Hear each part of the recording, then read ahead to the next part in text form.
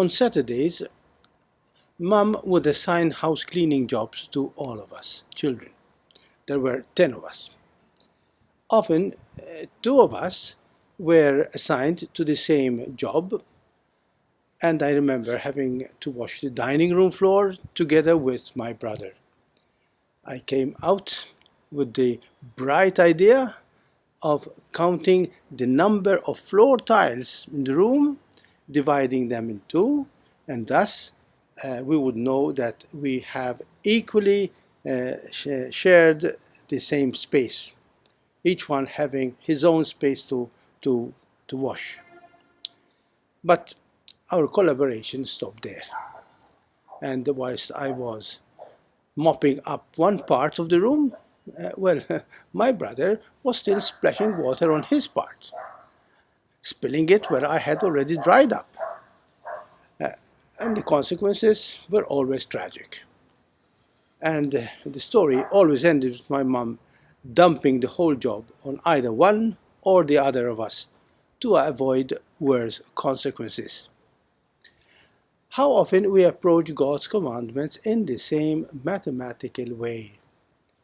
We count the efforts, we count the benefits.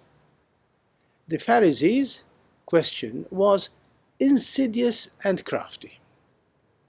Which is the greatest commandment of the 613 rules, regulations, and commandments that were listed in the Torah? They wanted to trap Jesus in one of their pet doctrinal controversies, forcing him to take sides with this or that faction, and thus discrediting him with theirs. The same question reflects our own craftiness. It is like our most pressing question before a class test or an exam when we were students in class. And we would ask, which pages should we study for the exam? Of course, our idea was that it would save us the trouble of having to study all the other pages.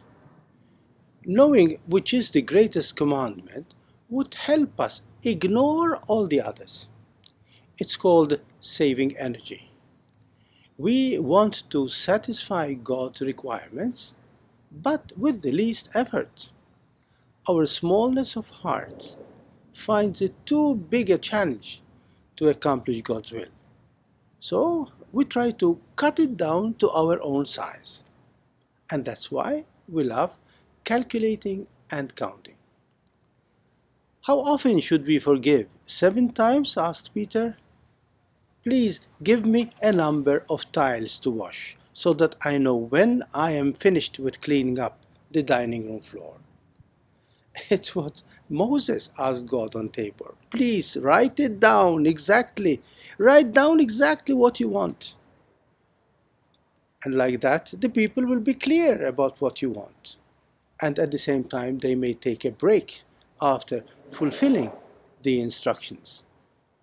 And God wrote 10 commandments on a stone tablet, hoping that they will be set there for posterity.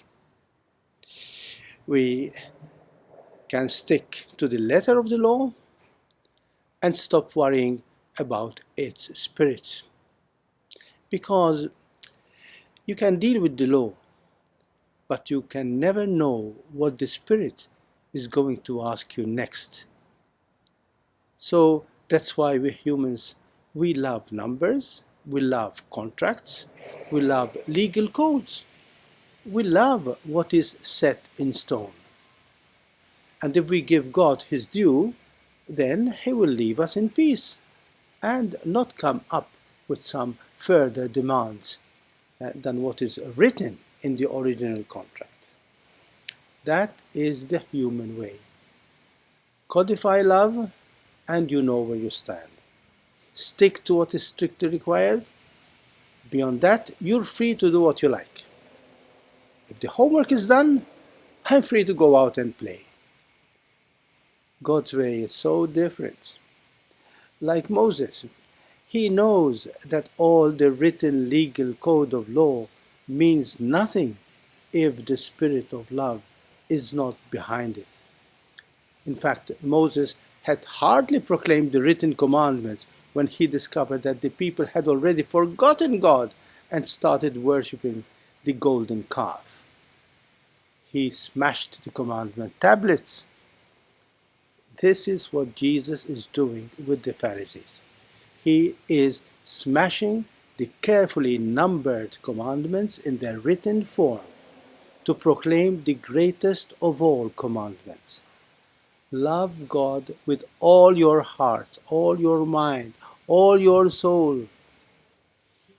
He wanted to challenge our attitude of obey the law, then you're free to do what you want, into the more challenging attitude of love, and then you're free to do what you really want, as St. Augustine has put it.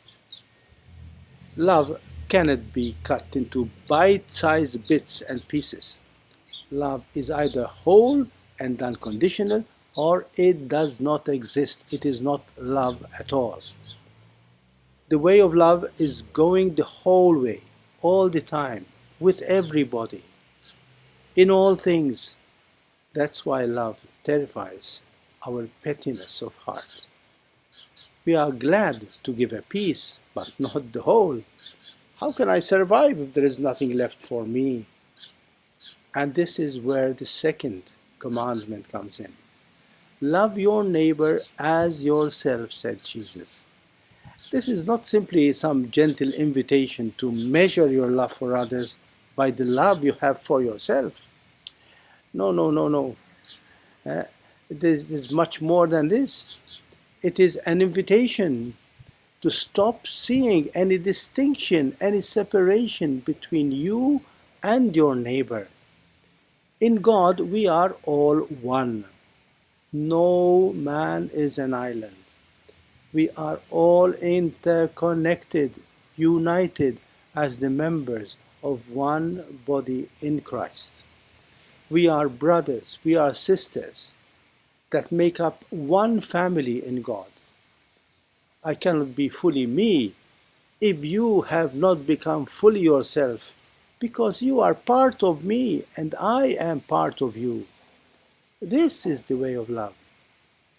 The joy of the beloved is the joy of the lover. The pain of the lover is the pain of the beloved.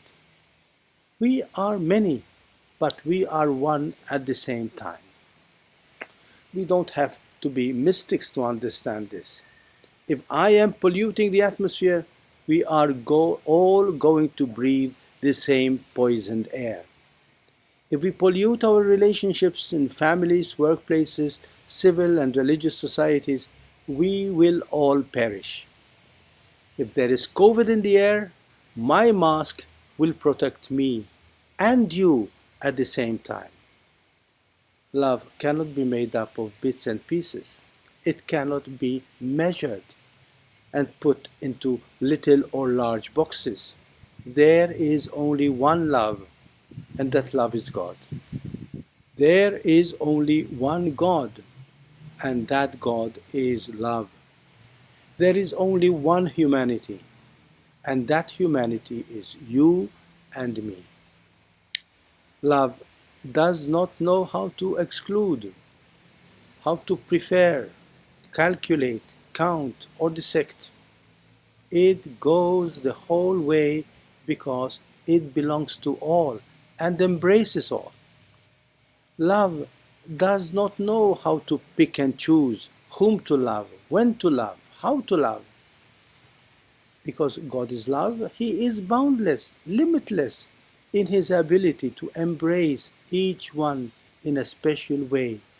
And all of us are just as equal as we are diverse. With God, there is place and space for everyone. Loving Him is not a part-time duty. It is a full-time gift of joy because we are His children, even in our smallness. We are called to open our hearts and more to be filled with His Spirit so that we too may embrace and love Him with all our heart, all our soul, all our mind. And the same with our neighbors, not just because they are neighbors, but because they are part of who we are, God's own big family. No, the commandments are not 10, 20, 100, or 613. There is only one commandment, the spirit of love. But this spirit is not just a beautiful inspiration or a nice feeling. It is as concrete and as real as the person next to you, your neighbor. Just as well as the person furthest away from you, who is also your neighbor.